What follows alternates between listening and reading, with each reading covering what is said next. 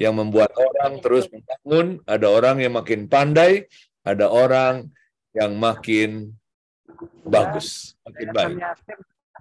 Itu yang saya temukan ketika memikirkan tentang motivasi dan krisis.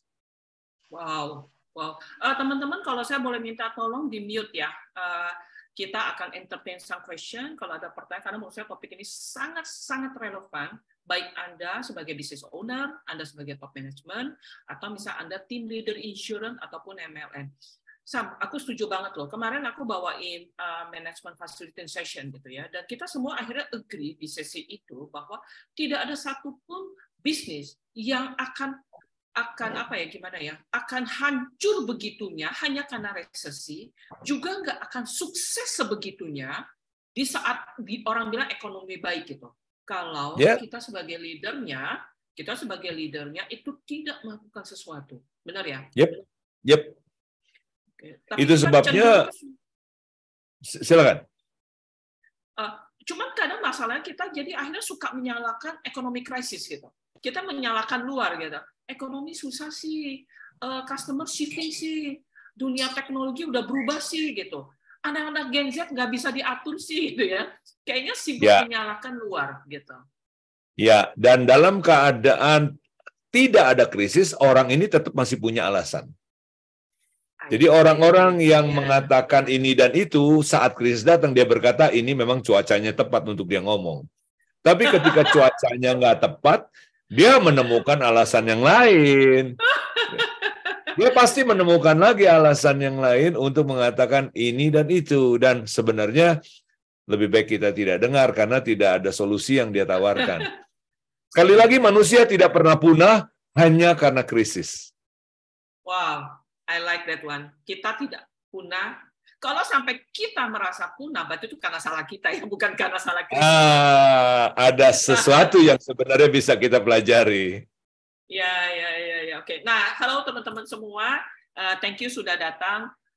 Sorry, saya ada 2 layar. Jadi jika saya menengok kemari, berarti saya sedang melihat layar besar gitu. Kalau boleh sharing dengan kita, siapa teman-teman yang hadir? Apakah Anda business owner, top management, atau head of insurance? Dan just share with us apa yang Anda pikirkan tentang topik The Art of Motivating Team gitu. Tapi judulnya tuh Motivating You and Your Team ya Sam ya. Berarti it's about be able motivating kita dan juga tim kita. Ya. Jadi memang yang paling penting adalah bagaimana kita menemukan diri kita ketika kita menghadapi situasi lagi naik, apa yang kita perlu lakukan, ketika lagi turun, apa yang kita perlu lakukan, dan itu akan mempengaruhi seluruh tim kita. Karena kita yang akan memberi mereka inspirasi. Ya.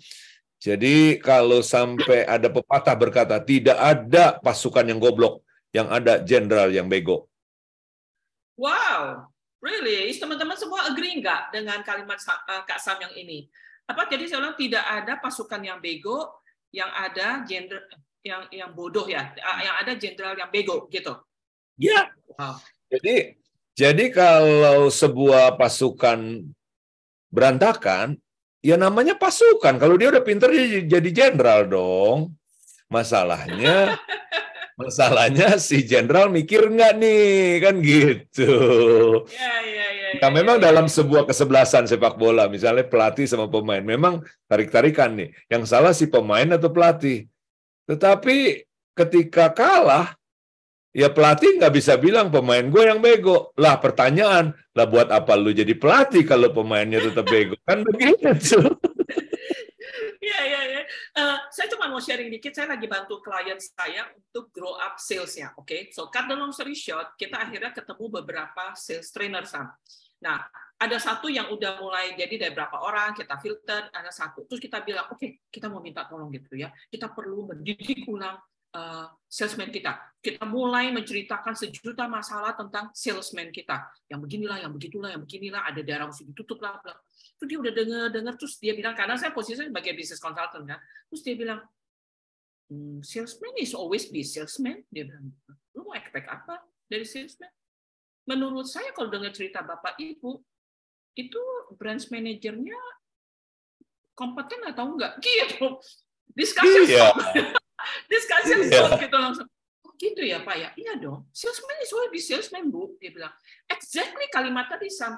Bu, kalau dia benar bisa jago jualan hari ini, saya udah duduk di branch manager kali katanya. Iya. Baru akhirnya kita mulai bedah. Oh oke, mulai satu-satu branch manager si A, si B gitu. Iya, it turn out yang betul-betul capacity-nya mesti diperbesar adalah branch manager-nya. I think you are right. Gitu. Yes. Iya. Coach Mimi, just checking. Coach Rio sudah sampai? Sudah waktunya kan? Oke. Sudah sebentar ya, saya coba spotlight. Oke. Hai. Nah, finally yang ditunggu-tunggu datang. Habis itu saya bisa mundur nih, bisa ngobrol. Halo, Coach Rio. Halo. Ya, Rio mesti buka cam dulu ya, Rio. Oh iya, bentar ya. Technical issue-nya sudah selesai. Nah, perkenalkan. Mungkin ada cukup banyak kali ya teman-teman timnya Coach Rio ada di sini. Oke, Coach Rio, tadi kita sudah memperkenalkan Sam. So, do you mind memperkenalkan Anda gitu ke teman-teman, terutama yang belum kenal? Oke. So, basically aku sebenarnya awalnya adalah doing business ya selama kurang lebih 12 tahun ke belakang. Dan banyak banget berinteraksi dengan para leader-leader, mereka yang memimpin banyak tim dan grup gitu ya. Dan sampai sekarang udah ada sekitar 10.000 tim yang di dalam timku yang aku bantu juga gitu. Dan di antara mereka banyak banget yang mereka high level dan kesulitan ketika mereka sehari-hari itu ternyata bukan masalah dari bagaimana mereka perform dalam artian skill dan lainnya, tapi ternyata banyak challenge itu lebih ke arah di mentalinya di dalam diri mereka. Jadi banyak yang terganggu sama hal-hal keluarga ataupun misalkan rumah tangga dan lain-lainnya yang ternyata mempengaruhi seluruh performance dalam kehidupan mereka. Nah dari situlah aku mulai interest tentang human development gitu. Gimana caranya buat bikin semuanya ini bisa lebih efektif buat mereka semua. Jadi bagaimana karena saya percaya saat ngebantu satu orang business person, itu kita bisa menyentuh banyak sekali line up di bawahnya gitu loh. Nah akhirnya jadi saya very interested untuk gimana mendalami lebih banyak tentang human development. Nah akhirnya saya belajar banyak ya, salah satunya di neurosemantics dan juga coaching ya yang dari Michael Hall. Di luar dari sana ada mungkin ratusan training yang sudah saya ikutin, yang khususnya di bidang personal development. Di belakang ini saya banyak banget meneliti lebih mendalam tentang bagaimana caranya sebenarnya sistem emosi di dalam diri manusia. Jadi akhirnya saya create satu approach baru. Kalau yang biasa kita bicara tentang cognitive approach dan juga behavior approach. Nah, saya membuat sebuah pendekatan baru di emotional based approach. Bagaimana kita menyelesaikan beban emosi manusia itu langsung menyasar ke emosinya, tidak melalui secara kognitif terlalu banyak ataupun mengubah behaviornya, tapi langsung menyasar ke emosinya. Nah, ketika itu ya ternyata terbantu banyak dan saya banyak banget menggunakan sistem neurosemantics dan meta coaching di dalamnya gitu sebagai sebuah balik lagi kalau dulu kan kayak creating tools itu kayak kalau dibilang di NLP saya juga pernah belajar kayak masak. Jadi belajar bumbu tuh seperti apa terus akhirnya bikin masakan sendiri. Akhirnya juga saya mencapai di titik di saat saya ya create masakannya saya sendiri gitu. Nah, dan di sini ya ketika bisa belajar sama L. Michael Hall ya kita belajar banyak, itu seru banget karena selama 12 tahun ke belakang jadi bisa di-develop, bisa buat ngajarin banyak tim gitu ya buat supaya mereka bisa lebih empower dan transforming dalam such kayak short amount of time gitu loh. Jadi nggak perlu lama-lama untuk mereka bisa merasakan perubahannya, tertransformasi dan juga bisa memberikan dampak kepada lebih banyak orang di bawahnya kayak gitu. Wah, thank you Coach Rio. Mewakili Neurosemantic Society of Indonesia, saya bangga loh ya, gitu. Dari ratusan training yang udah diikutin, tadi memberikan testimonial gitu, bagaimana Neurosemantic bisa membantu beberapa dengan lebih cepat. Nah, sebelum saya undur diri dari Spotlight ini, jadi teman-teman, that's the reason kita mau bicara the art of motivation team. Tadi seperti Coach Rio bilang, 10.000 downline, tim yang sudah pernah dibantu, dan juga Kak Sam, Coach Sam, juga sebagai konsultan sudah membantu banyak ratusan dari klien dia. Jadi, mari kita mulai, the floor, saya berikan kepada mereka berdua. Bu Mimi, saya mundur dari Spotlight, baru nanti saya balik lagi. Sampai ketemu teman-teman di penghujung acara ini. Oke, ya. Oke. So, Kak Sam mau start duluan atau? Kita tunggu Ibu Mimi. Oke, silakan Ibu Mimi. Silakan Pak Sam. Langsung saja. Oh, saya sendiri langsung. Oke, Ya. selamat sore semuanya teman-teman yang berkumpul di forum ini. Terima kasih juga untuk Hani dan Bu Mimi. Dan teman-teman, hari ini saya ingin share tentang apa yang kita seringkali menyebutnya motivasi. Dan tentunya saya tidak bisa menuju kepada yang paling ujung sejarah bagaimana motivasi ini dipelajari, diakademiskan gitu ya. Tetapi ada hal yang menarik ketika yang saya tahu ketika Napoleon Hill, dia sebagai seorang jurnalis, dia merasa heran dengan seorang yang kaya yang dia amati tidak jauh dari rumahnya. Lalu dia datangi orang kaya ini dan dia berkata, apa yang membuat Anda sukses? Apa yang membuat Anda begitu hebat dan kaya dan sebagainya? Dan orang ini kemudian berkata, Anda pekerjaannya apa? Saya jurnalis. Oke, kalau begitu silakan Anda interview 1.000 orang, semua orang sukses dari berbagai kalangan, militer, kesehatan, rohani, pendidikan, whatever, politikus dan sebagainya, termasuk bisnismen. Nanti dari situ Anda setelah interview coba temukan apa sih yang membuat mereka sukses. Karena orang ini bilang, saya juga nggak tahu katanya yang membuat saya sukses. Lalu Napoleon Hill datang dengan sebuah kesimpulan yang akhirnya dia tulis dalam sebuah buku tentang bagaimana think rich merubah manusia, ya. Dan itulah yang saya tahu sejarah pembelajaran motivasi ini menjadi sebuah market training, market buku, dan market yang kemudian kita semua sama-sama tahu ini mempengaruhi kita semua sampai hari ini, ya. Setelah Napoleon Hill muncul Dale Carnegie, lalu kemudian muncul lagi Paul G. Meyer yang kebetulan saya pernah menjadi bisnis partnernya. Nah, teman-teman, di situ kemudian dari situ kita temukan bahwa mereka berkata yang memberi seseorang sukses, kunci sukses itu ternyata bukan latar belakang siapa, agama, gender, pendidikan, dan bukan, tetapi apa yang mereka pikirkan, katanya, ya. Dan apa yang mereka secara internal mereka bisa berproses. Nah, hari ini saya mau memperkenalkan sebuah gagasan dari Daniel Pink.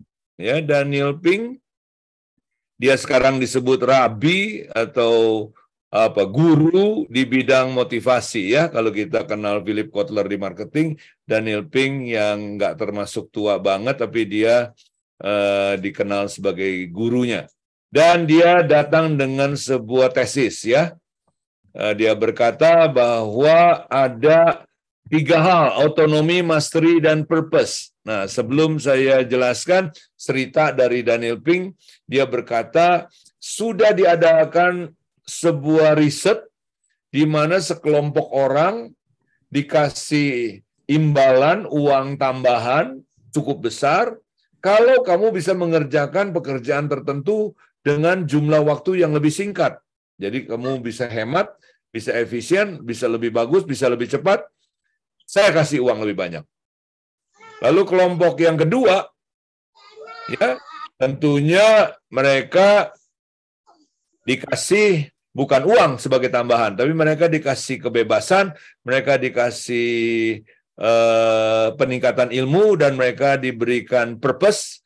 Lalu kemudian ketika diadu di dalam riset, selalu yang menghasilkan produk lebih cepat, ternyata orang-orang yang ada di dalam tingkat yang kita sebut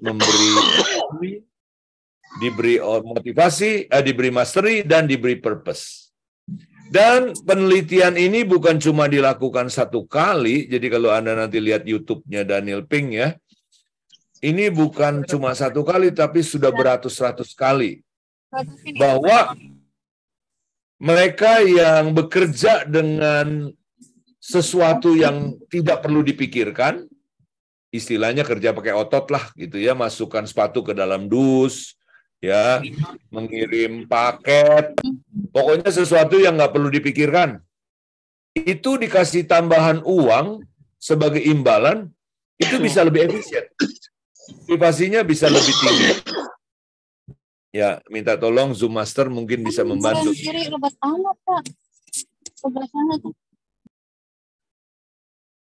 Ini Zoom Masternya mesti agak lebih gesit ini. Teman-teman, jadi ketika si siapa nih, si Daniel Pink katakan bahwa kalau kita kelompok yang hanya menggunakan otot, ternyata kalau dikasih imbalan uang, dia pasti bisa lebih efisien. Jadi ada motivasi dia kerja lebih semangat, kerja lebih cepat, kerja lebih cekatan, ya. Tetapi jenis-jenis pekerjaan yang memerlukan proses lebih rumit, bukan cuma ikuti SOP saja, ternyata imbalan uang dan imbalan yang sifatnya materi ternyata tidak memberi motivasi. Sehingga dia berkata inilah motivasi 3.0 ya. Sebenarnya ini bukan sesuatu yang baru, yang saya pernah baca dari Napoleon Hill, dari Dale Carnegie, dari Paul G. Meyer juga sama. Cuma yang menarik adalah ketika disederhanakan oleh Daniel Pink, dikatakan bahwa yang namanya otonomi itu adalah ketika orang itu dia menjadi pribadi yang bisa bertanggung jawab untuk dirinya. Ya, mastery dia bisa meningkatkan dia punya skill, kemampuan, lalu dia juga mempunyai kesadaran terhadap tujuan atau purpose. Lebih detailnya dari slide ini, teman-teman. Ya, otonomi adalah orang-orang ini dia bisa memikirkan ulang apa yang dia lakukan, dia bisa mengelola waktunya, dia bisa mengelola semua kondisinya, dia merasa cukup punya kebebasan, lalu dia juga punya kesempatan mengembangkan diri dalam berbagai skill, dan bahkan dia punya pemahaman terhadap tujuan atau purpose yang dia lakukan, ya. Dan ini adalah slide yang bisa menyederhanakan self-directed, better skill, dan meaning and contribution. Nah, apa yang saya mau share, apa yang Daniel Pink katakan dikaitkan dengan neurosemantik atau NLP yang kita sama-sama sedang pelajari dan gumuli. Yang menarik adalah ketika saya melakukan training dan coaching.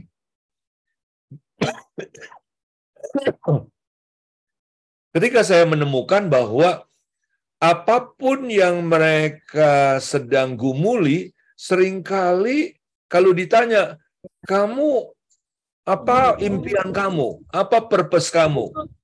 Mereka lalu ungkapkan apa yang menjadi impian dan purpose kamu, purpose-nya dan tujuannya. Mereka mantap.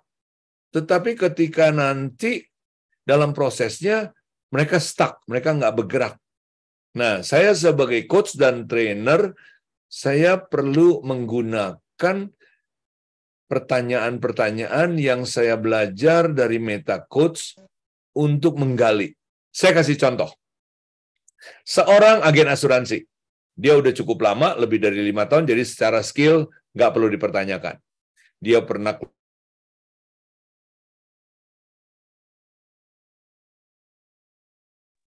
sorry. Dari tadi tertutup ya? Sebentar Pak, baru. Soalnya baru di mute yang permanen dulu supaya teman-teman nggak bisa masuk suaranya tiba-tiba. Sebagai contoh adalah seorang agen asuransi yang saya train dan coach. Dia sudah lakukan lebih dari 5 tahun. Dia mempunyai kemampuan yang tentunya tidak perlu dipertanyakan. Dia pernah closing, dia pernah dapat nasabah yang jumlahnya besar, dia lakukan service dan sebagainya sangat sempurna. Tapi pertanyaannya, kenapa dia tidak mencapai target dan mencapai posisi yang ditunggu-tunggu? Ya, nah teman-teman, bahkan dia sendiri merasa putus asa dengan dirinya, apalagi dengan label yang dia berikan dengan dirinya, lalu lingkungannya dan pemimpinnya. Nah, ketika saya tangani, saya setelah menemukan bahwa secara skill mereka mampu, seperti tadi Coach Reo katakan, ini kalau Coach Reo mengatakan bahwa unsur emosi. Nah, kalau saya rupanya di bidang yang lain. Saya mulai bertanya kepada dirinya, Dan lewat coaching, saya lalu kemudian menemukan. Yaitu apa? Yaitu dia tidak menemukan identitas dirinya itu siapa. Ya. Dan ini mempengaruhi seluruh kerangka matriks, yang Michael Hall katakan matriks, ya. Matriksnya jadi macet semua. Padahal macetnya cuma di identity. Kenapa? Karena dia percaya bahwa dirinya adalah orang yang gagal. Dia percaya dirinya orang yang tidak bisa sukses. Oke? Nah, teman-teman, yang menarik adalah memang ini anak unik. Dia kalau dari sekolah, dari SMP sampai kuliah itu, ya, selalu hampir drop out. Tetapi last minute itu lolos. Nah, ketika saya coaching, saya tanya, apa kisah keberhasilanmu? Dia bilang, saya nggak pernah berhasil. Lalu saya perlu tanya, bagaimana kamu sekolah?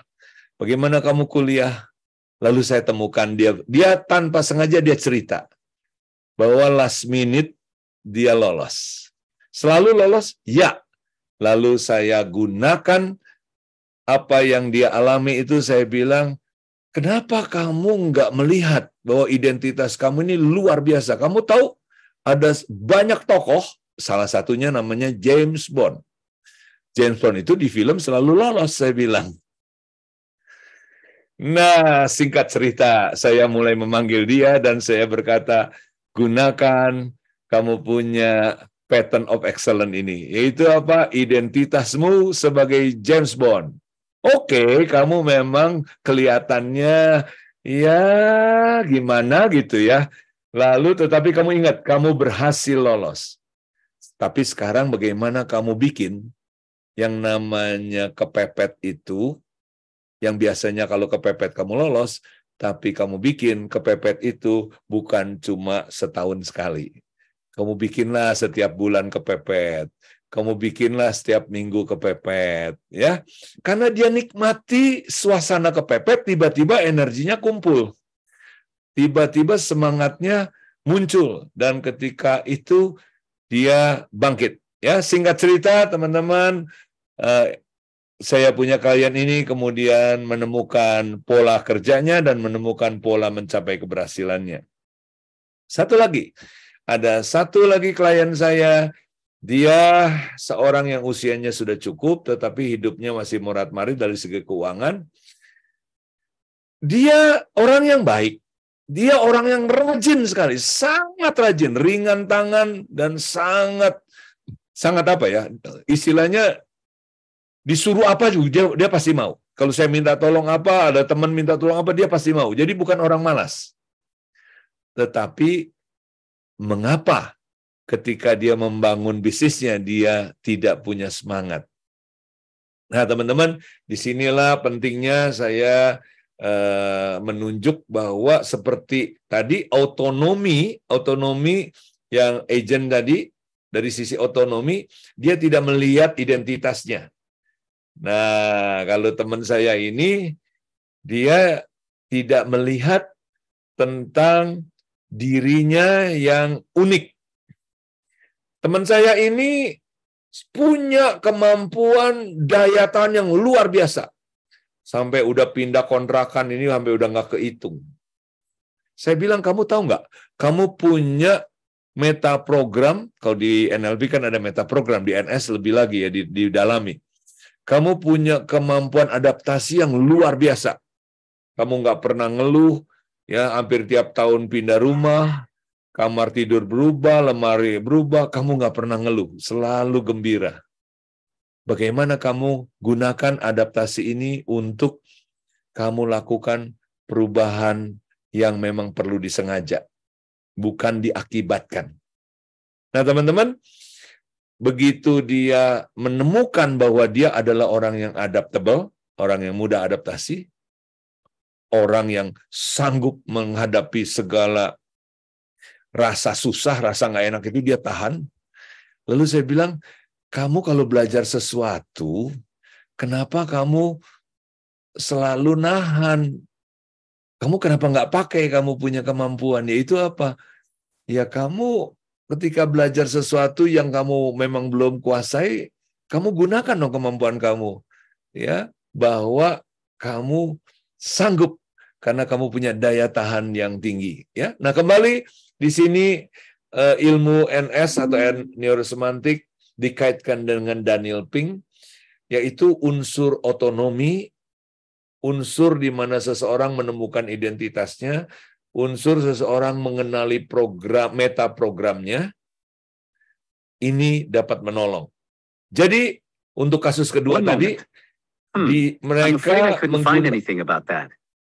mereka menggunakan metaprogram di tempat yang salah, menggunakan keunggulan mereka di tempat yang salah menjadi sesuatu yang kontraproduktif. Ya, nah itulah yang saya ingin sharing pada sore hari ini, teman-teman. Sharing yang singkat, padat, tapi semoga nanti kita bisa lanjutkan diskusi. Kesimpulannya adalah memotivasi diri kita atau orang lain. Mari teman-teman, kita bekerja di tempat yang bukan hanya menggunakan otot, tapi kita membutuhkan banyak hal, kreativitas dan mastery. Itu sebabnya kita ambil platformnya Daniel Pink, kita kembangkan otonomi kita fix, kita kelola otonomi kita, identitas di situ, metaprogram, kita gunakan metaprogram setepatnya, ya, semaksimalnya. Lalu mastery tentu bisa dipelajari, dan purpose biasanya nggak ada masalah biasanya, ya. Kalaupun ada masalah di sini tinggal bagaimana Anda menemukan.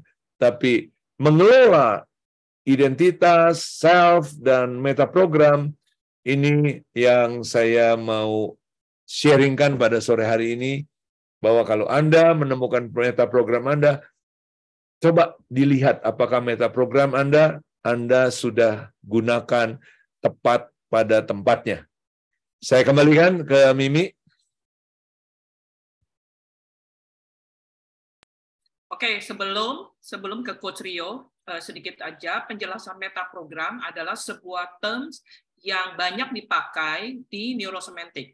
Metaprogram adalah filter cara berpikir kita, pola pikir kita, pola bicara kita, pola emosi, dan pola behavior. Oke, itu metaprogram istilahnya. Oke, Coach Rio, silakan. Oke, Mi, aku mundur.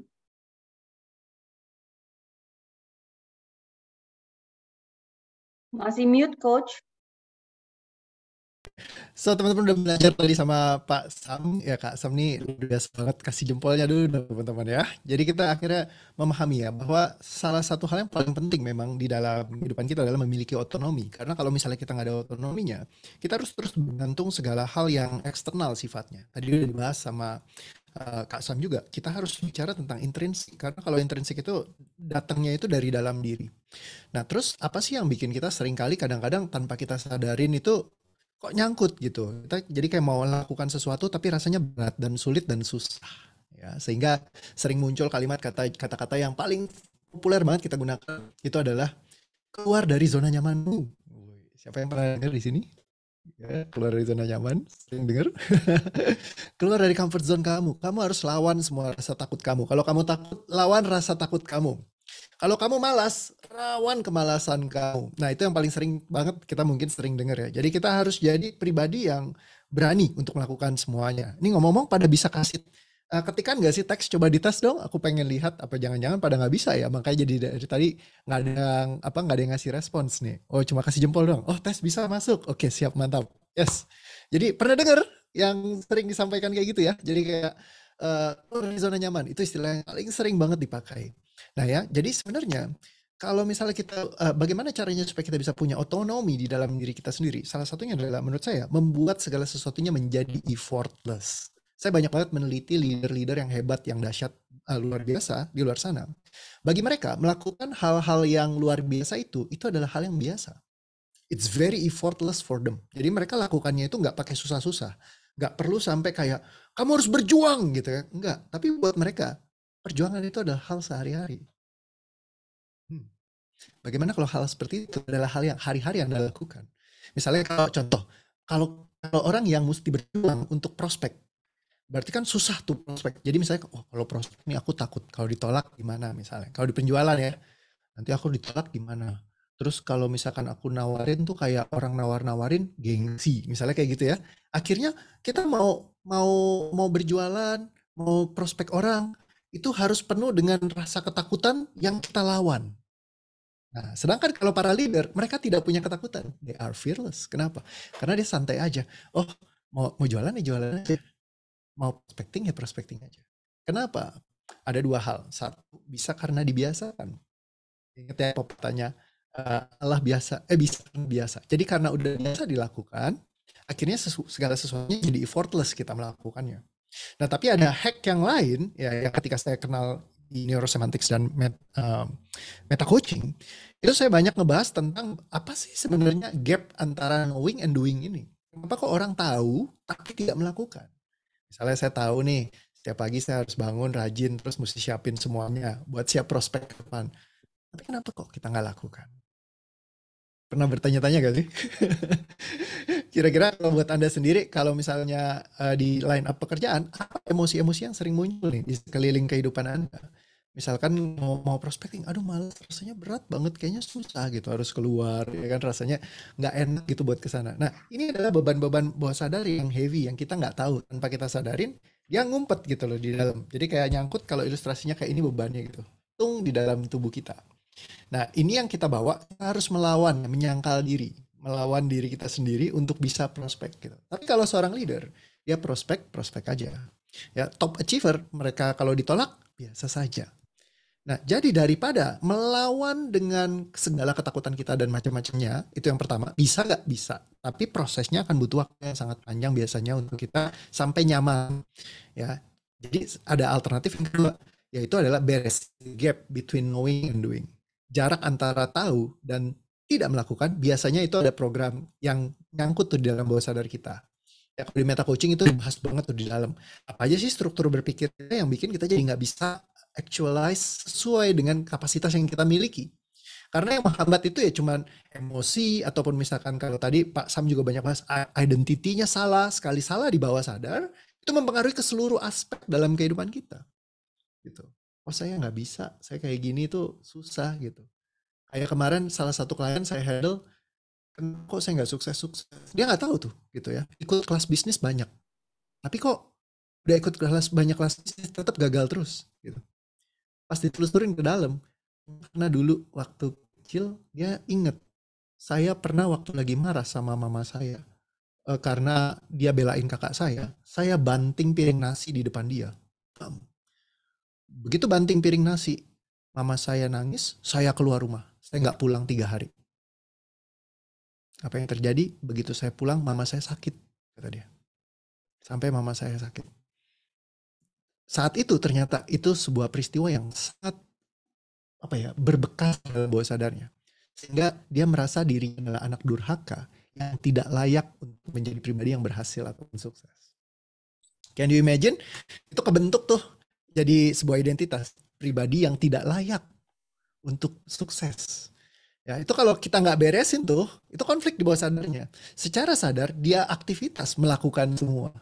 Ya, tapi di bawah sadarnya itu kayak rem tangan yang narik jebret gitu ya. Mobil digas kenceng-kenceng, mobilnya Ferrari gitu, digas aja nggak ada manfaatnya. Yang tadi Pak Sam bilang, semua kapabilitas, kemampuan dia punya gitu loh. Bisa jago ini itu, karena apa? Sebagai seorang leader tidak diragukan. Tapi ternyata di bawah identitasnya ada masalahnya misalnya. Seperti yang orang tadi, ada masalah sedikit di dalam bawah sadarnya dia yang nyangkut, yang bikin dia jadi ngerem terus. Sehingga walaupun punya all the capacity, mobilnya kenceng banget, Ferrari yang paling baru misalnya, tapi ya akhirnya nggak bisa dipakai karena rem tangannya narik gitu.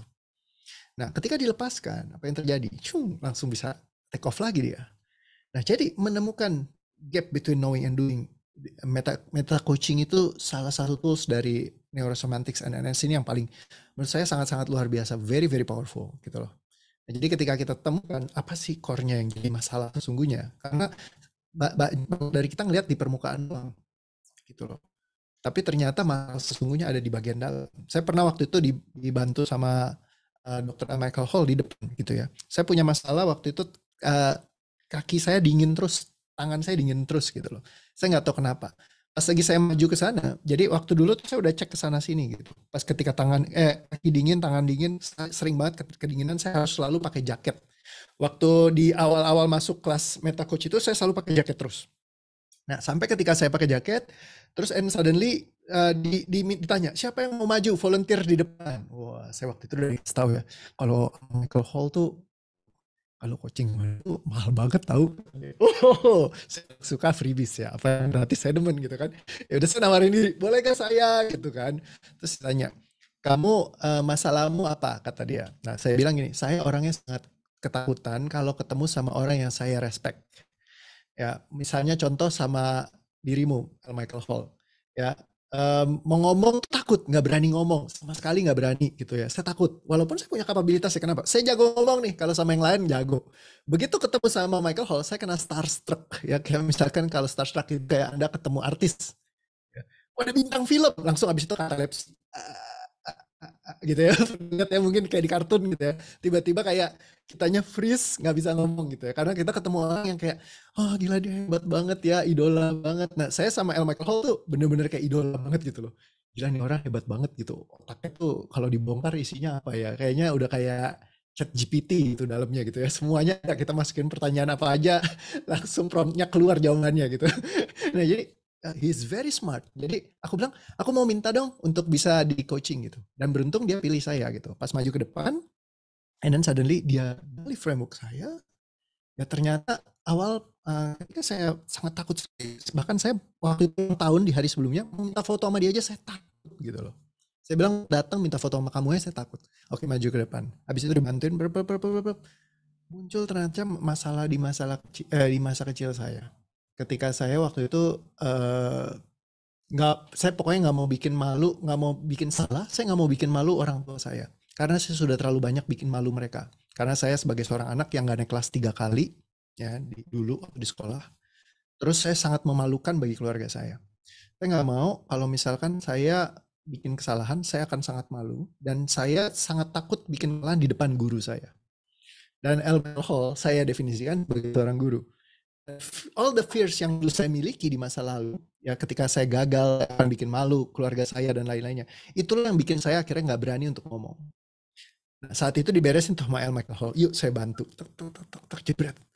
Udah selesai, terus tiba-tiba kayak aku ngerasain kayak sebuah kesadaran baru muncul, and suddenly aku bisa santai banget ngobrol sama dia, bisa tenang banget, kita foto-foto di depan panggung gitu ya, fun banget. And then hari berikutnya, saya nggak nyadar duduk kok di kanan kiri saya nggak ada orang, ya. Jadi kayak udah lewat setengah hari gitu, kok sendirian doang di sini. Kenapa sebelah kanan kiri? Terus ternyata di situ itu tempat kursi yang paling dingin karena di bawahnya AC. Dan saya nggak pakai jaket lagi waktu itu. Tanpa saya sadarin ya teman-teman.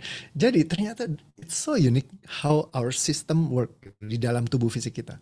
Ketika cuman framework di tubuh itu bermasalah, bisa mempengaruhi bahkan sampai ke psikosomatik di fisik kita. Waktu dulu saya datang saya pernah datang ke akupuntur, saya pernah datang di chiropractor, saya pernah datang ke dokter. Dia bilangnya permasalahan mungkin bukan di situ, tapi ada di tulang L yang belakang itu yang penyempitan gitu, lagi ronsen segala macam. Tapi ternyata bukan. Hanya karena setelah peristiwa itu ketemu, and then suddenly, dinginnya hilang loh, gitu. And then aku bisa beraktivitas seperti biasa. Saya tanya sama Michael Hall, Pak, emang kenapa kok bisa seperti ini sih? Dia bilang, itu karena ketika kamu beresin pemikiran yang bermasalah ini, tubuhmu ikut jadi kayak selaras. Ketika selaras itu energimu jadi kayak tidak tertahan. Kalau misalkan lagi ketahan, itu ternyata nyangkut tuh di bawah sadar kita, bisa kakinya makanya jadi dingin seperti itu, atau tubuhmu jadi nggak bisa meregulasi energinya karena tekanan itu. Nah, makin ke belakang saya baru mengerti, ternyata itu adalah tension, tekanan kita kalau lagi ada emosi, misalnya kalau kita takut kayak gitu ya, atau kalau misalkan kita nangis, atau kalau kita marah, coba lihat ya, ini tekanan semua nih, kan pundaknya tadi begini santai, terus tiba-tiba naik. Nah, tekanan inilah yang menciptakan ya hal-hal yang akhirnya di dalam tubuh kita itu mengganggu. Ya, jadi akhirnya bisa menciptakan yang disebut dengan psikosomatik, ya persoalan-persoalan seperti itu. Nah, ternyata ngeberesin itu yang di pikiran kita bisa mempengaruhi ke semuanya. Setelah dari saat itu, semuanya jadi effortless. Jadi kalau ketemu artis, ketemu sama orang-orang penting, saya bisa santai banget ngobrol sama mereka. Ya, kalau dulu tuh nggak bisa, susahnya luar biasa. Nah itu pengalaman saya pribadi teman-teman. Akhirnya format yang serupa saya gunakan kepada banyak klien saya. Apa yang membuat kamu tidak effortless dalam hal melakukan itu? Sehingga otonominya tidak terbentuk, kamu harus bergantung terus sama dorongan dari belakang, atau bergantung terus sama segala yang ada di depan, tapi di diri sendiri sebenarnya nggak ada hal yang menghambat kita gitu loh. Jadi ada yang narikin rem tangannya. Ibaratnya mobil Ferrari-nya didorong dari belakang, dari depan ditarik, ya, tapi kitanya pasang rem tangan terus. Apa yang terjadi? Ya, kayak orang mati gitu di tengah-tengah. Nah, jadi paling cepat adalah ini rem tangannya kita cari tahu dulu. Kita beresin, udah selesai. Ditarik maju ke depan, didorong dari belakang, ya. Wah, itu akan sangat kencang. Plus ditambah dari diri kitanya sendiri, gaspol. Des, tanpa ada rasa yang mengganggu-mengganggu lagi. Itu benar-benar flow-nya itu like it's the perfect propulsion system. Kalau di NLP kita bahas propulsion system itu cuma bahas tarik ke depan, dorong dari belakang. Tapi kalau di sini, it's gonna be perfect ketika kamu selesaikan semuanya. Core motion kamu, sehingga nggak ada rasa takutnya lagi, benar-benar flowing, depan tarik pakai impian, belakang dorongan, ya. Lalu dari sini kita punya semangatnya sendiri yang membara, burning desire and expectation. Dan kalau itu sudah tercapai poinnya, nggak perlu disuruh-suruh lagi, Anda akan punya otonominya sendiri untuk bergerak langsung prospek aja. Kayak all the leaders yang mereka sudah sangat-sangat piawai sekali di bidangnya. Tidak perlu mikir, tidak perlu lakukan pusing-pusing, mereka jalan sendiri, nggak perlu diajarin, nggak perlu. Kalau misalnya contoh kayak Kak Sam ya, setiap hari udah lakukan coaching gitu, terus kita suruh berhenti, Kak Sam mulai besok jangan coaching lagi. Misalnya. Kira-kira mau berhenti gak dia? Wah enak aja, jangan, ini udah jadi hobi gue, it's my passion. Kenapa passion itu bisa muncul? Karena kita senang melakukan sesuatu, karena kita have fun melakukannya, karena semua yang menghambat kita sudah kita selesaikan. Jadi kayak orang main game ya, kalau game itu biasa makin susah, kita makin penasaran, kita makin pengen main, kita makin seneng, makin asik nih, kayaknya seru banget gitu. Nah jadi itu titik terakhir yang kita miliki. Jadi bagaimana kalau setiap hal yang kita lakukan di dalam kehidupan kita bisa lakukan dengan joyfully. Kamu gak akan pernah kerja lagi seumur hidupmu. Kamu akan punya otonominya. Dan life's gonna be fun. Oke ya, kayak saya sekarang nggak ada yang dorongin saya untuk melakukan, saya lakukan sendirilah. It's very fun for me. Oke, so mungkin itu dari saya. Ya nggak berasa udah jamnya, kayaknya waktunya udah habis. Saya kembalikan lagi ke Kak Hani atau ke Bu Mimi nih. Terima kasih ya. Bu Hani, silakan. Oh ya, Hani silakan. Oh, suaranya masih belum di mute, di unmute. Oke. Oke, thank you so much. Boleh taruh Kak Sam juga di spotlight. Oke, teman-teman, waktunya tanya jawab. Jangan miss opportunity ini. Saya sendiri, baik dalam kompetensi sebagai business consultant maupun trainer, saya aja belajar sesuatu yang luar biasa. Dari Sam sendiri bicara tentang the art of motivating team, the art of self-motivating, ternyata salah satunya memahami otonomi dan identiti kita. Apa sih yang sebenarnya mengganggu kita sampai kita tidak bisa melakukan apa yang sebenarnya kita bisa lakukan gitu. Dan dengan bahasa berbeda, esensi sama, Coach Rio juga bilang sama. Apa yang bisa membuat kita melakukan apa yang kita sukai, apa yang perlu kita lakukan karena konteks pekerjaan mungkin ya, effortless. Wah, kata-katanya sih simple ya, effortless sampai saya harus tulis panjang kali lebar. Wow, this is a strong word gitu ya. Nah, kalau Kak Sam bilangnya otonomi, saya juga tadi mikir, otonomi. Oh, saya baru paham. Mungkin buat saya ya, Sam, otonomi adalah bagaimana kita create otonomi di dalam diri kita sendiri. Otonomi kan berarti kita bisa berdiri sendiri kan, independent, right? Gitu, dalam bahasanya. How we can create independent di dalam diri kita. So, thank you so much. I really learn a lot. Sambil menunggu beberapa pertanyaan dari teman-teman, boleh nggak saya bertanya? Saya merasa, correct me if I'm wrong, dari penjelasan Sam sama Rio tadi, saya menangkap that is the daging ya, that is the recipe gitu ya untuk kita gitu ya. Nah, bagaimana kalau saya tanya bagaimana kita menerapkannya ke anak buah kita, ke tim kita. Wah, kalau misalnya Rio sudah membantu banyak orang, Sam juga gitu ya, para leader gitu. How they can meneruskan tongkat estafet ini untuk timnya mereka. Mungkin ke Sam dulu. Oke. Ketika seseorang dia bisa berdamai dengan dirinya, karena setiap orang pasti ada kelebihan dan ada yang kita sebut keterbatasan. Saya nggak sebut kekurangan, tapi keterbatasan. Nah, ketika dia menggunakan kelebihannya di tempat yang keliru, akan berdaya gunanya negatif atau tidak berguna. Nah, biasanya ketika dia tidak menghasilkan, tidak berguna, dia mendapat label atau dia memberi label kepada dirinya. Nah, ini yang kemudian muncul emosi-emosi negatif, ya. Baik itu orang lain ataupun dirinya, baik itu pengalaman atau hari ini mereka lakukan. Jadi kita sebagai pemimpin perlu menolong siapapun yang ada di dalam tim kita, kita bertanya kepada mereka apa yang mereka lihat dalam hidup mereka dan mereka alami sebagai keberhasilan.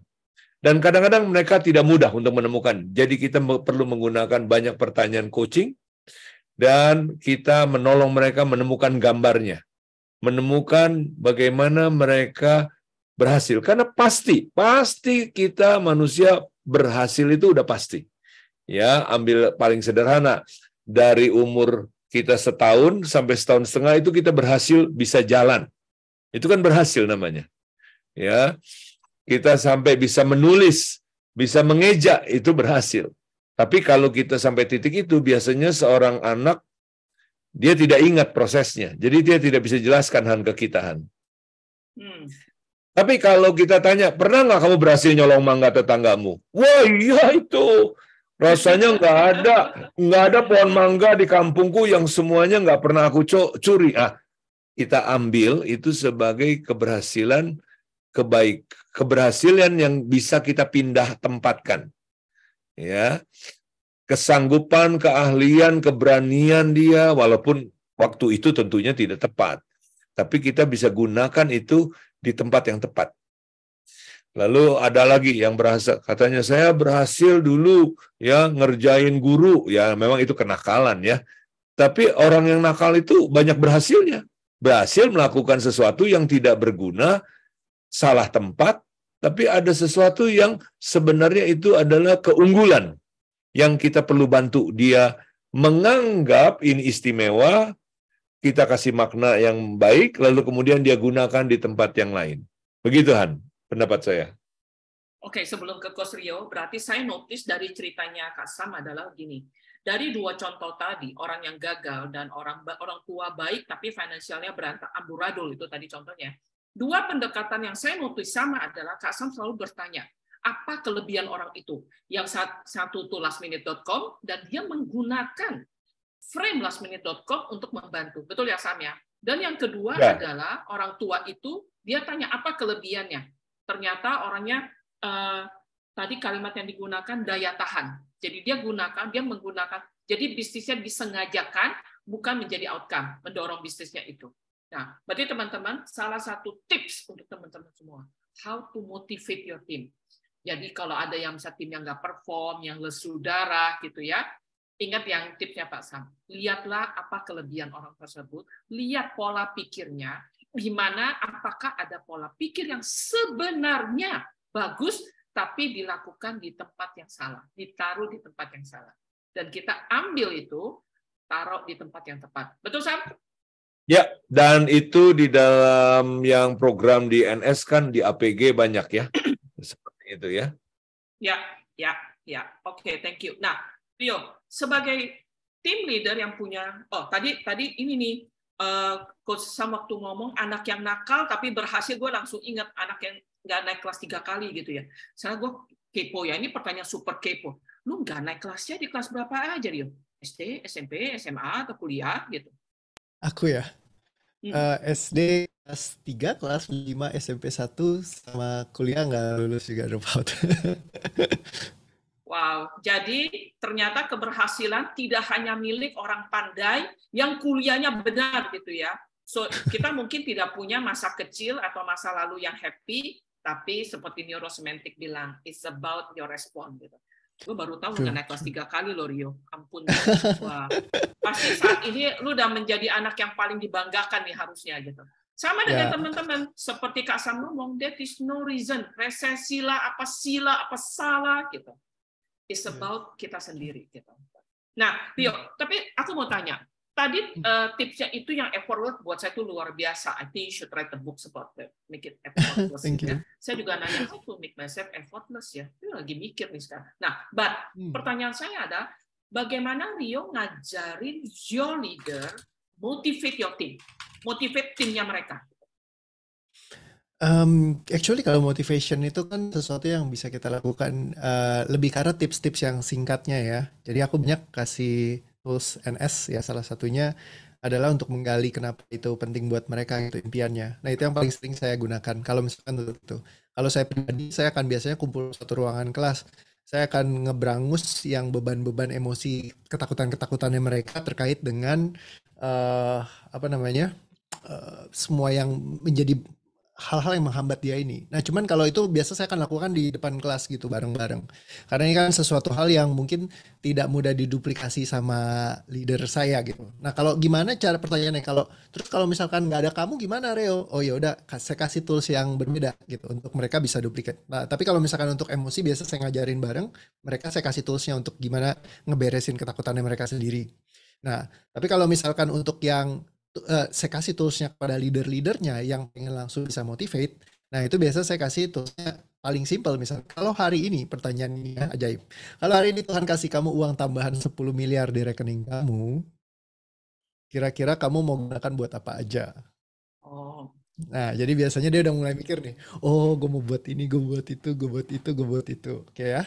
Terus habis itu pilih dari 1 sampai 10 ini mana 5 yang paling penting buat kamu. Nah, biasanya nanti dia akan tulis 5 yang paling penting. Misalnya, yang paling penting adalah pengen beli rumah. Nah, setelahnya silakan kamu pertanyakan dengan meta question, yaitu kenapa ini penting buatmu. Misalnya jadi kayak, punya rumah, kenapa penting? Karena aku pengen bisa buat keluargaku, biar bisa kumpul bareng, apa segala macam. Keluarga kumpul bareng itu penting. Karena aku pengen banget bagian mereka, aku sangat mencintai mereka, gini. Kenapa itu penting? Jadi, aku cuma nunjukin sekali aja, because this is very simple question gitu ya. Mereka bisa lakukan, dan ketika ditemukan ke bawah tuh bisa sampai nangis-nangis gitu loh. Oh ternyata ini impianku yang penting selama ini aku inginkan gitu.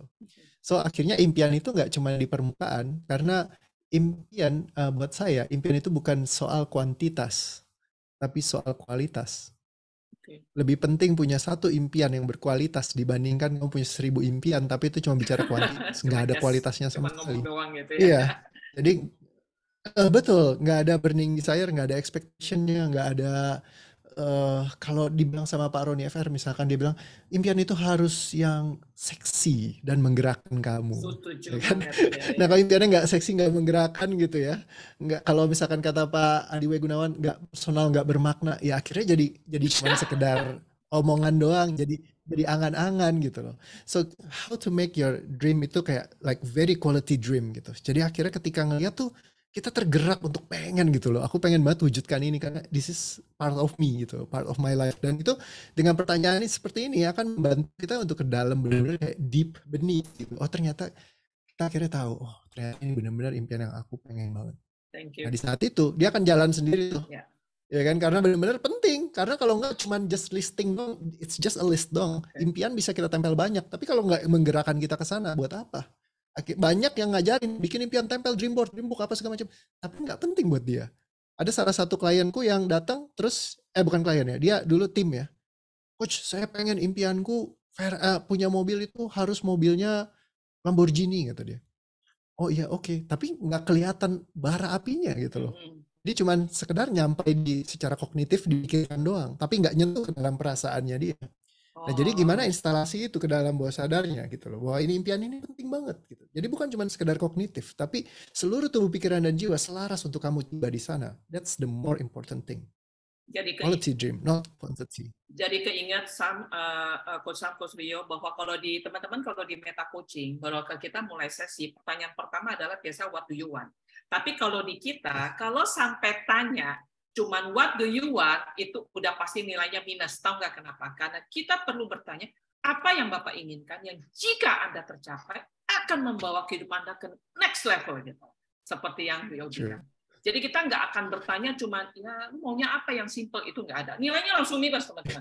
Kita sebutnya wimpy opening gitu. Oke, untuk teman-temannya. Jadi sekarang juga tanya timnya begitu, jangan lu maunya apa? Jangan lu mimpinya apa? Pakai kalimatnya Coach Rio. Mimpi apa lu yang seksi dan mampu menggerakkan semua emosi. Wah, sampai gitu. Semoga nggak terlalu lebay. Oke, ada 2 pertanyaan mungkin dan saya tahu Pak Susanto angkat tangan. Pak Susanto sebentar ya. First ini dari pertama sebentar.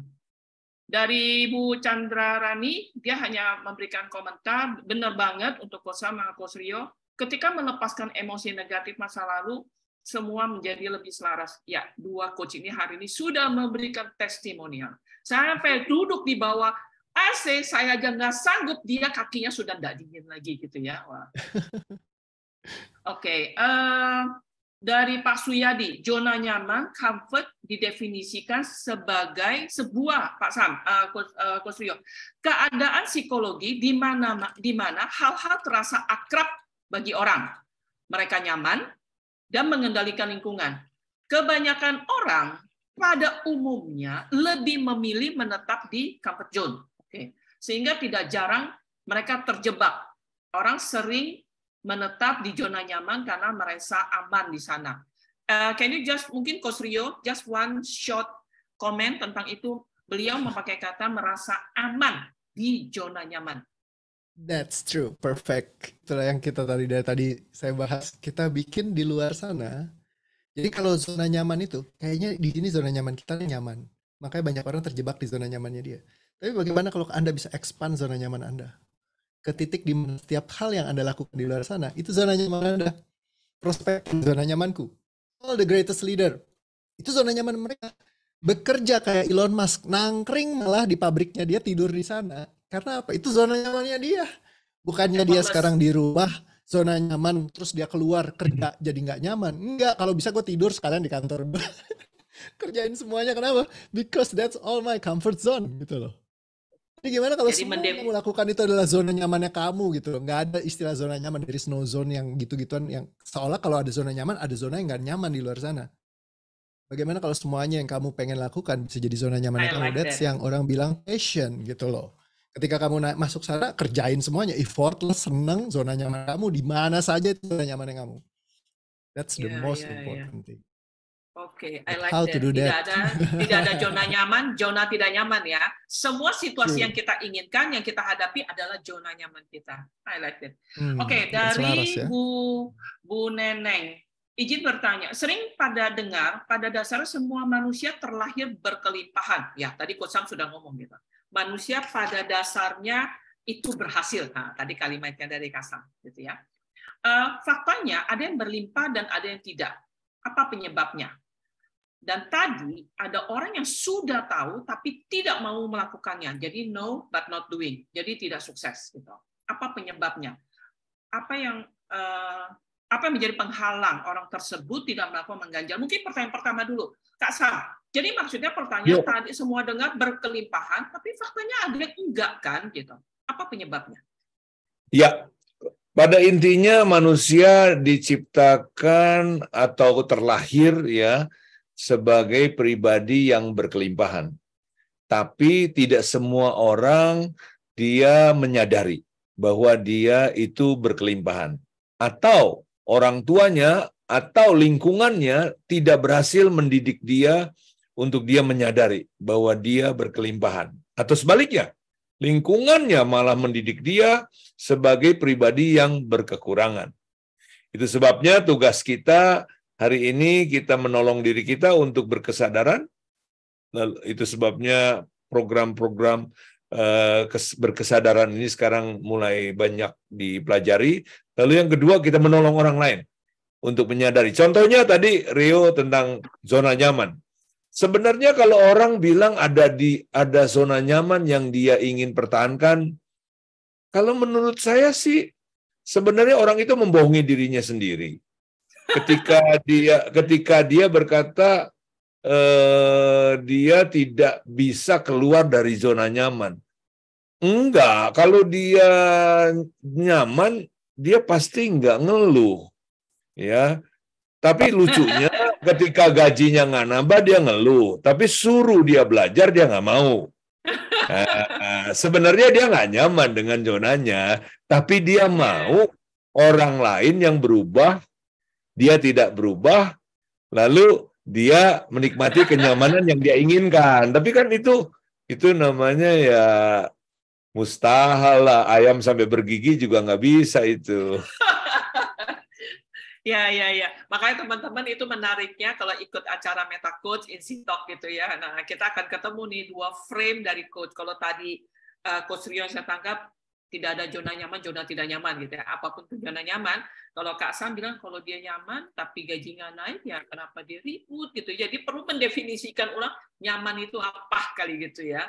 Oke, thank you Kak Sam. Nah, pertanyaan kedua dari Bu Neneng adalah dia tahu, seperti Coach Sam bilang, dia apa gap antara knowing and doing gap gitu. Dia tahu tapi tidak mau melakukannya. Jadi nggak sukses. Menurut Kak Sam, dari pengalaman coaching, consulting gitu sebagai bisnis, kira-kira apa sih yang membuat orang tidak mau melakukan? Padahal dia tahu gitu. Dia tahu dia mesti melakukannya. Nah, ini di sini tricky ya, Han sama teman-teman sekalian. Seseorang itu dia mau membuka diri kalau dia trust, dia percaya. Kalau kita jadi pemimpin, apakah tim kita percaya kepada kita? Atau kalau kita jadi coach, klien kita trust kepada kita. Nah, sedangkan proses untuk orang berani mengaku bahwa dia selama ini membohongi dirinya, bahwa selama ini dia cuma bersembunyi, itu membuka aib ya. Jadi ketika dia membuka aib ini, ya memang orang kenapa sampai disebut lebih senang tinggal di zona nyaman, karena dia malu sama keadaan dirinya, dia nggak nyaman dengan dirinya, tapi dia juga lebih nggak nyaman lagi kalau sampai dia mesti ngaku gitu. Jadi, nah apa yang saya bisa kerjakan biasanya tentunya dalam upaya sedapat mungkin membangun trust, kalau di NLP membangun rapport ya. Nah ini memang kita di NS diajari juga tuh bagaimana proses membangun rapportnya, frame apa, pendekatan seperti apa, sehingga klien kita atau tim kita bersedia dia untuk kita sama-samalah melihat aib itu bukan sesuatu lagi yang perlu dianggap aib. Jadi ini sebenarnya urusan apa tuh? Attach dan di apa kalau yang lawannya attach apa, Han? Non attachment. Ya, detach ya. Jadi kalau detach ya, jadi masalah kita itu kita keluarkan. Jadi bukan lagi menyatu dengan masalah, tapi kita si doing sama being kita lepaskan gitu ya. Sehingga si yang kita bereskan doingnya, si beingnya tetap dia aman. Nah, yang kita bongkar semua doingnya. Itu biasanya saya memberikan frame kepada orang itu, tunggu dulu, saya nggak lagi bahas tentang dirimu loh. Saya lagi bahas tentang apa yang kamu lakukan. Ya, saya kasih frame begitu. Dan itu biasanya menolong. Biasanya. Nah, teman-teman kalau mau lebih tahu gitu cara membongkar gitu ya, being dan doing ya tadi ya, Kak Sam ya. Nah, ikutlah IG-nya Sam dan kelasnya dia. Tapi Rio, pertanyaan ini menarik. Orang tahu tapi tidak mau gitu. Tadi udah sempat ngomong ketika closing the gap between knowing dan doing, Coach Rio sempat ngomong perlu find the core gitu. Nah, pertanyaan Bu Neneng, ada additional tips nggak untuk kita semua gitu, termasuk untuk saya gitu. Gue juga tahu Rio ada yang mesti gue kerjain tapi belum gue kerjain gitu. Nah, ada 1-2 practical tips yang bisa kita pakai untuk mulai.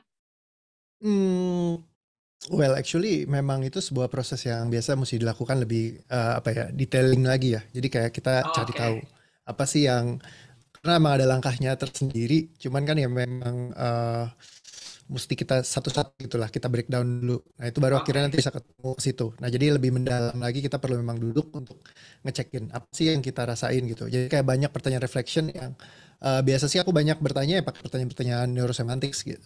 Meta coaching gitu. Karena kan NS sama meta coaching ini saling berhubungan banget gitu. Karena ditelurkan dari satu L. Michael Hall yang luar biasa ya.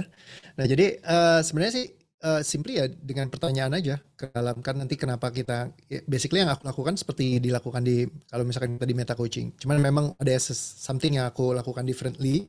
Cuman kalau yang dengan sistem meta coaching base yang diajarkan sama Michael Hall itu jadi salah satu core yang biasanya sangat mudah sekali untuk menemukan apa sih yang bikin kita sebenarnya nyangkut di bawah sadar gitu.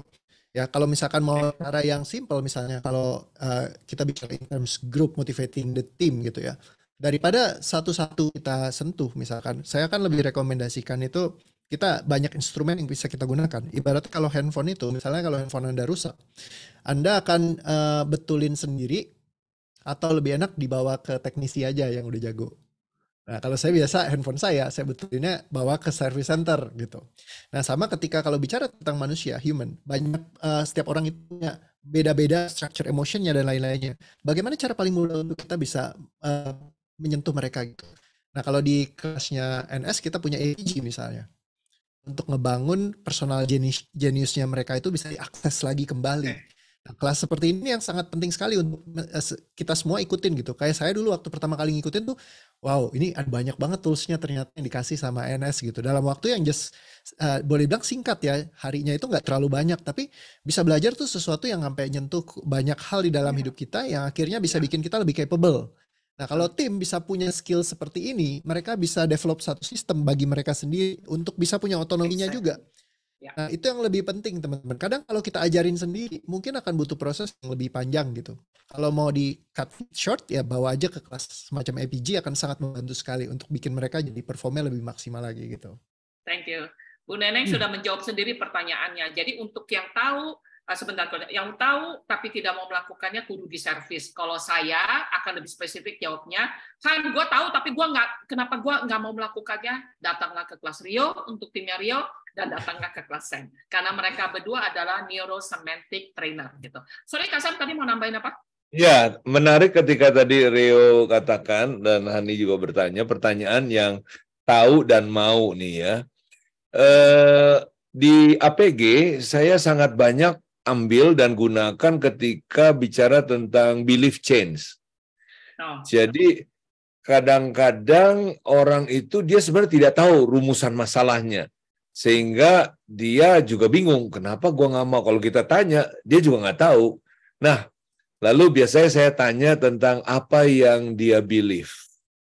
Nah, disinilah serunya menemukan apa yang dia believe itu yang menjadi sebuah ilmu. Nah, karena kalau dia believe sesuatu, dia nggak tahu tuh apa yang dia believe ini mempengaruhi dia.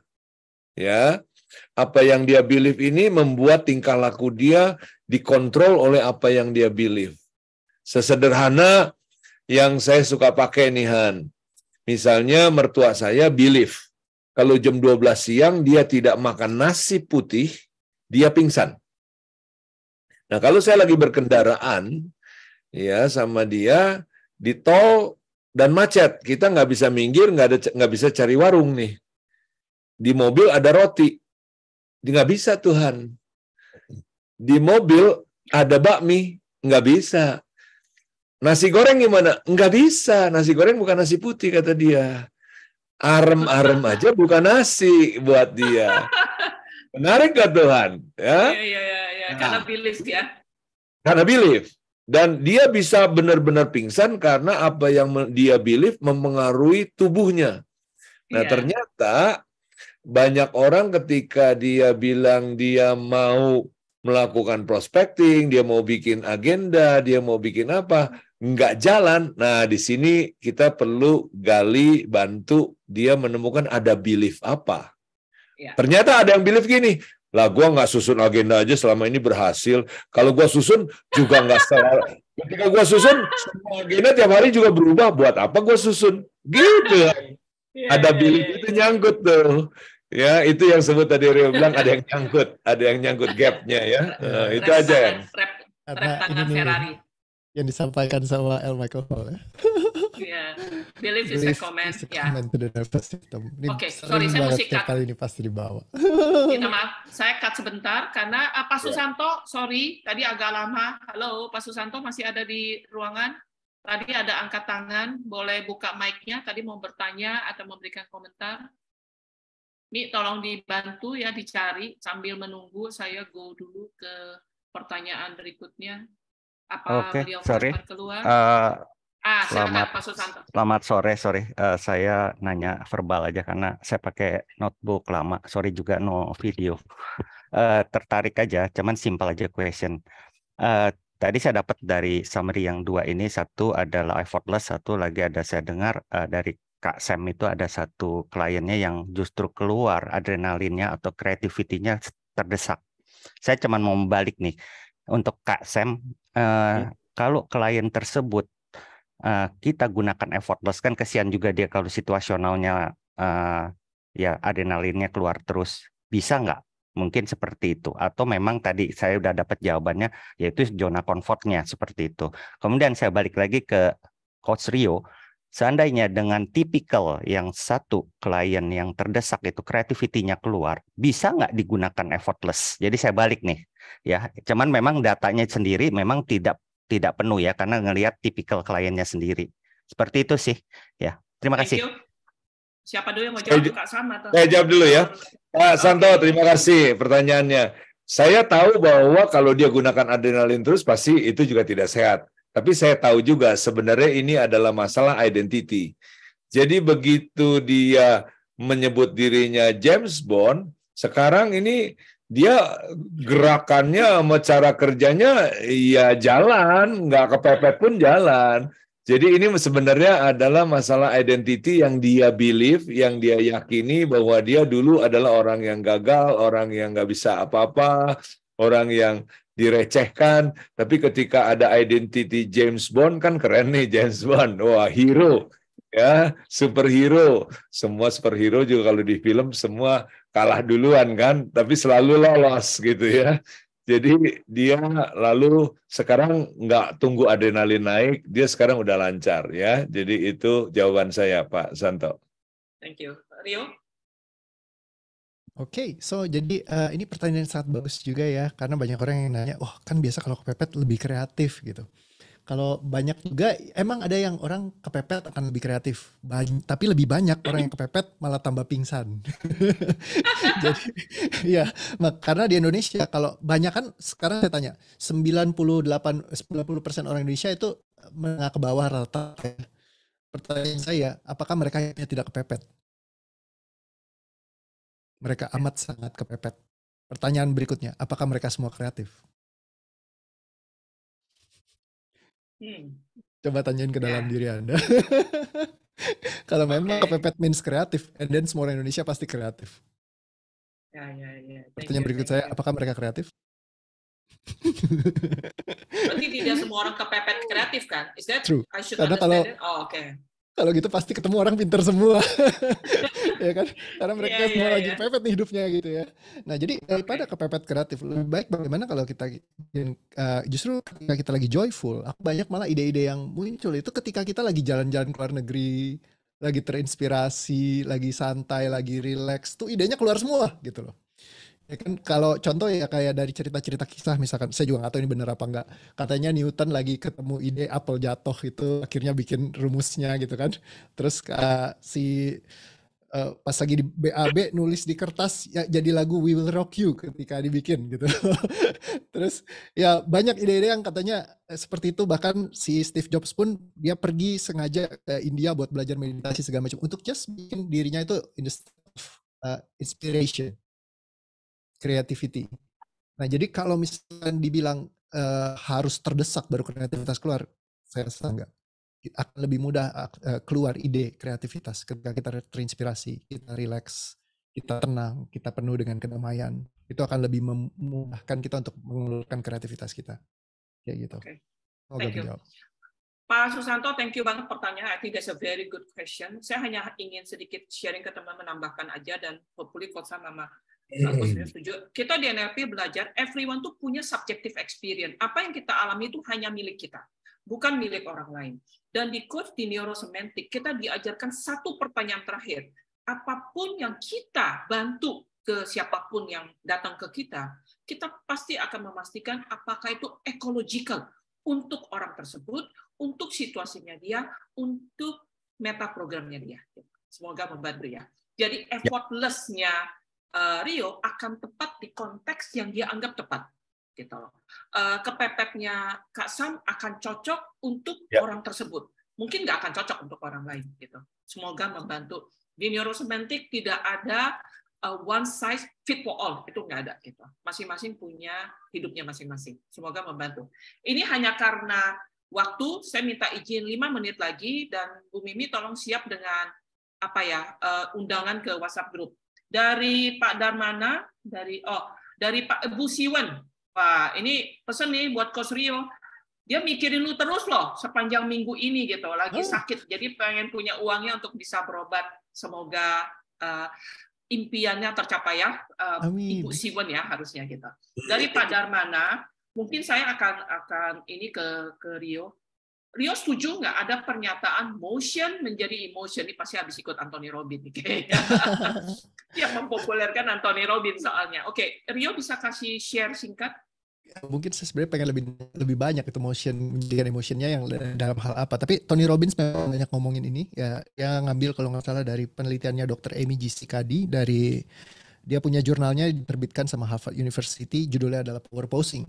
Ya, bahwa kalau misalkan kita lagi ngalamin emosi tertentu, posenya pasti akan menyerupai. Misal contoh kalau kita sedih, pasti posenya tuh nunduk kayak gini. Dari seluruh dunia, dari Sabang sampai Merauke, berbagai warna kulit, ataupun dari negara dengan benua yang berbeda, semua kalau nangis kita ya gitu.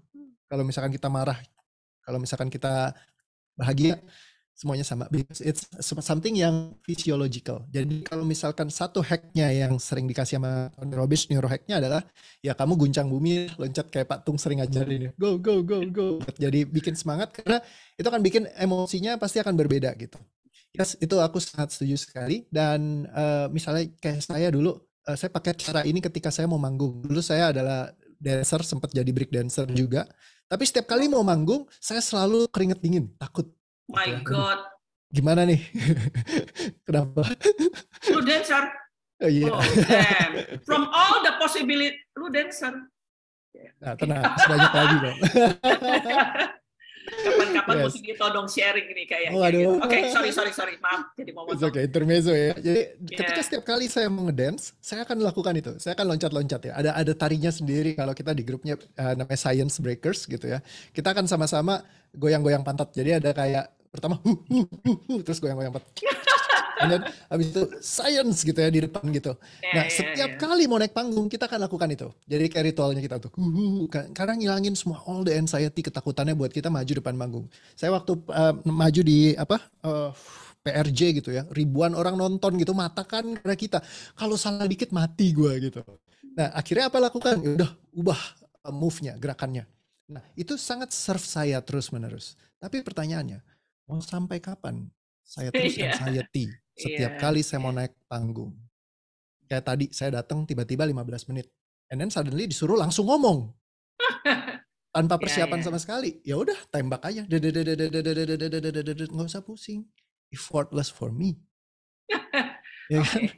Lakukan semuanya dengan happy gitu loh. Jadi kita juga akan kelihatan banget energinya tuh flowing gitu buat semuanya. Jadi setiap hal yang kita lakukan tuh mengembirakan buat kita, bukan sebagai sebuah beban, bukan sebagai tanggung jawab kita dikasih tugas harus begini harus begitu. Enggak, lakukan aja. Universe akan bawa kita kemana, have fun gitu loh.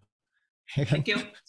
Oke, saya udah maaf tidak pertanyaan tadi sudah karena udah 5.30. Saya tahu ini hari Minggu kita punya kegiatan. Hanya terakhir komentar dari Pak Suyadi yang tadi sudah dijawab. Setuju Coach Rio harus ambil challenge. Mulai langkah kecil, berani keluar dari udah nyaman, you will find surprises dengan banyak hal yang kita dapat. Kalau itu tidak cukup men-challenge kita dan itu tidak akan cukup merubah kita. Thank you Pak Suyadi atas itunya. Jadi teman-teman dari From Time to Time tadi saya sudah summarize pembicaraannya. Jadi saya hanya bisa bilang ternyata Coach Rio, Coach Sam, saya menemukan sesuatu. Saya selalu bertanya, the art of motivating kita dan orang adalah dengan bicara, kita mengajak orang gitu ya, bernyanyi atau ternyata the art of motivation itu datang dari insight kita, datang dari bagaimana kita mampu membangun otoritinya kita sendiri, menempatkan metaprogram pola pikir kita yang sebenarnya kita punya. Kalau menurut Kak Sam ya, manusia itu pada berhasil di tempat yang benar. Itu yang pertama. Kalau dari Coach Rio, the art of motivating kita dan tim datang dengan satu, bagaimana kita bisa men-challenge emosi kita, tidak hanya sekedar berpikir kognitif, menyentuh semua emosi kita, dan membuat apa yang kita lakukan, apa yang kita sukai, apa yang kita akan lakukan, effortless. Kurang lebih intinya di situ. Sisanya panjang sekali. Semua adalah daging, sampai bingung kalau di-summarize, waduh, kayaknya bisa another 30 minutes. Tapi kita akan rekam video ini, saya sarankan, dan saya sendiri juga pengen nonton lagi, ada catatan yang kelewat ini kayaknya gitu. Dan saya udah nyatet PR buat saya juga. So, Coach Mimi, saya balikin ke teman-teman, kalau boleh please stay sebentar lagi, kita akan foto bersama, dan ya, Coach Mimi ya, oke, saya balikin deh, kita semua boleh di spotlight. Thank you, Coach Hani, Kak Sam, dan juga Coach Rio ya. Thank you, ini luar biasa sih semangatnya. Baik, Bapak Ibu semua, sebentar ya kita foto bersama. Silakan buka kameranya, yuk, biar tampil wajahnya. Oke. Saya akan ambil fotonya ya, boleh senyum, boleh pakai tangan apa, silakan. Sarangeo, boleh. Yuk, saya akan hitung 1, 2, 3. Another one. 1, 2, 3. Oke, siap. Terima kasih. Bapak Ibu semua, seperti sudah disampaikan tadi oleh Coach Hani ya, jadi untuk acara sesi ini akan ada YouTube-nya, jadi silakan nanti boleh nonton ulang, karena memang ini cepet banget ya, tadi saya juga, aduh banyak banget sini yang apa insight-nya ya, daging semua isinya nih gitu ya. So nanti bisa nonton lagi di Neurosemantik di website-nya kita akan upload di situ. Dan nanti Bapak dan Ibu semua di grupnya kita akan kasih juga link masuk ke grup yang permanen, karena grup kita sekarang ini sementara gitu ya. Nah di grup yang baru ini akan banyak informasi dan update-update mengenai program-program kita selanjutnya gitu ya. Baik, terima kasih banyak Kak Sam, terima kasih Coach Rio, Coach Hani, terima kasih Bapak Ibu semua, sampai ketemu di sesi kita selanjutnya. Bye.